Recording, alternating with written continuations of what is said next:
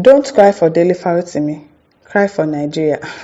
I mean now, because all of this thing that is going on, it still boils down to the fact that Nigeria is a country that there is no law and order. The corruption has eaten deep into our country. So really, we should cry for Nigeria and not just Dele Farotimi. Promise Adele, genuine unpretentious patriotism is deep, very deep. It arises from an unflinching, sometimes obdurate conviction that one's country would one day recover from anemic, degenerate conditions. With such persuasions, one strives to contribute to the country's well-being, mostly by utilizing available, legitimate avenues to identify various misdirections within the country's social fabric, especially in the leadership and political corridors. However, when it becomes obvious that some privileged principalities and powers in human forms are committed to desecrating the altar of equitable living by violating democratic principles, one feels sufficiently defiled.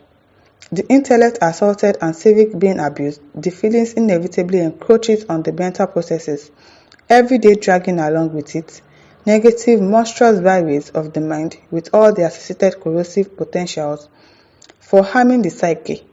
An injured psyche is dangerous for social cohesion.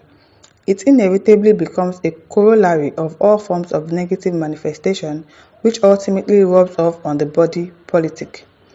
The current Dele Farotimi and Afe saga has once again reminded genuine patriots that Nigeria is deeply immersed in the Orwellian crucible characterized by the erosion of civil liberties, censorship, and totalitarianism. Nigeria is believed to be a democratic country and some principles guide democracy. We are not in any democracy in this country. The rule of law is one of them, but unfortunately, the Nigerian brand of democracy is only on paper. It defines its scope and determines its direction, depending on the actors involved. I am not a lawyer and I do not never wish to be one, but of course, one does not need to be a lawyer to understand basic civil procedures, especially when the rights of citizens are involved. We all understand military rule and its aversion to the rule of law. No one complains about that. But when, under a supposed democratic setup, a military formula is employed to deal with civil matter, it simply means that our claims to democracy are at best cosmetic and self-serving. Yes, so we would be deceiving ourselves if we say that we are running a democracy in this country. There is no democracy anywhere. Mr. Afe, a non-Nigerian, alleged that Dele Farotimi defamed him in his book Nigeria and its Criminal Justice System. Excuse me. Afe has a right to feel aggrieved and pursue every legal, legitimate means to save his reputation. No one is arguing with that. Let me repeat it. Afe has the right to pursue redress if he feels he has been defamed and his reputation is in grave jeopardy. I have been called on the phone sometimes to report at designated places to clarify a few things in my essay. You get? You call him, you clarify, you people solve issues, but not arresting him like that. At no time was it violent. In the Babalola and Farotimi case, it was widely reported that armed policemen invaded Farotimi's office in Lagos, assaulted his worker, seized all his phones, and practically abducted him to Ekiti State. Thus, illegality was employed to replace legality. You get? Once again, the Nigerian police proved that the force is a willing tool in the hands of the powerful, and the ruling class to handle ordinary citizens. Exactly what he wrote in his book. This is what he said you do, and you did it again. He defamed you, you know the right way to go about it. Report in the civil court. And then try to redress the issue, but no, you went to abduct him. Harassing him, assaulting his workers. The question to ask is it proper for armed men to invade someone's house or office, assault a member of his household, seize his phone, and forcefully take the man away from his state of residence over an alleged case of defamation when a simple phone call would have sufficed? Is Dele Farotimi a hardened criminal or a kidnapper? I wonder. Has Nigeria's democracy waned beyond redemption to permit such a barbarous display of brute force when it is absolutely unnecessary? Yet, the same police suffer from paralyzing hypnosis to arrest politicians and public officers who allegedly plundered our patrimony with foul files at EFCC. Abio. Yahya Bello, example. Finally, Farotimi was taken to Ekiti by road. In a demonstration of judicial rape which he engaged in his book, he was denied bail too. Next question. Is defamation a bailable offense or not? And these people, they know the law. From what I have authoritatively gathered, defamation is a bailable offence where it is a criminal offence. It is not a criminal offence in Ekiti State, just like in Lagos State. But Dele Farotimi, a lawyer, was refused bail and unlawfully detained. Under what law or constitution was he treated like a common criminal? And what crime did he commit? Nothing. It just goes to show that our criminal system in this country, our justice system in this country is nothing to write home about. I have not met Dele Farotimi before, but somehow we are kindred spirits, subscribing to the radical challenge of an oppressive order where political opportunists and social guns take advantage of the people's prostrate tendencies to plunder our collective resources.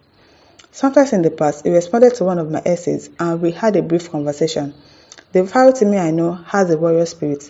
Being arrested or taken into custody cannot break the spirit of such a man. Yes, he already knows he's going to go through all of this. If anything, it would harden his resolve and conviction that the Nigerian superstructure is feeling the impact of his revolutionary and radical onslaught. Therefore, I laughed at those who think going to jail will break or affect Farotimi. Great men go to jail. Great men do not fear the walls of a prison. Mandela was there. Wole Soyinka was there. Obasanjo was there. Fela was there too.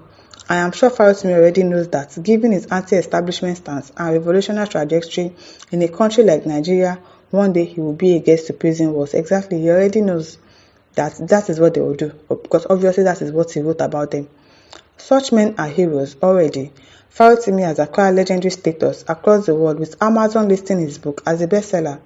A largely unknown book has suddenly become a global hotcake, capturing the Nigerian judiciary in uncomplimentary terms. Exactly, because nobody even knew about this book before. Nobody knew about it, but you made it popular. I have noticed the parochial approach and partial interpretation of the issues between Farotimi and Babalola. There are two sides to the coin. If Farotimi does not justify his claim, he will go to jail.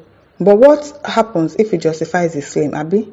Many people, social media warriors, paid internet hustlers, and ignorant commentators are only concentrating on the first instance, which is in the event he does not back up his claim with evidence.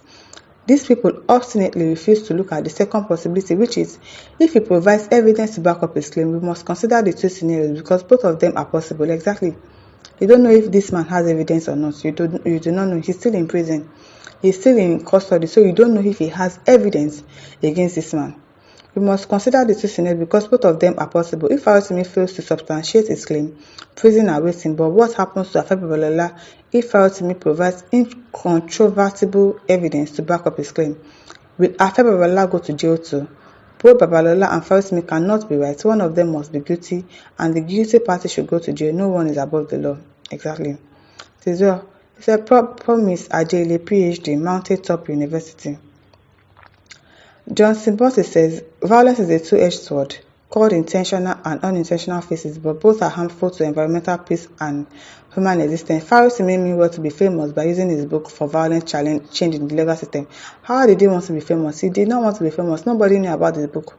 It was until Afe Babalola went to arrest him that everybody now knew about the book. So there's nothing like he wanted to be famous or anything. That is not an excuse. It just only shows that our judicial system is corrupt, like he said. And this is really, really, really, really bad. My listeners, over to you. Leave your thoughts in the comment section. Don't forget to like, to share, and subscribe. Thank you for listening. See you some other time. Bye.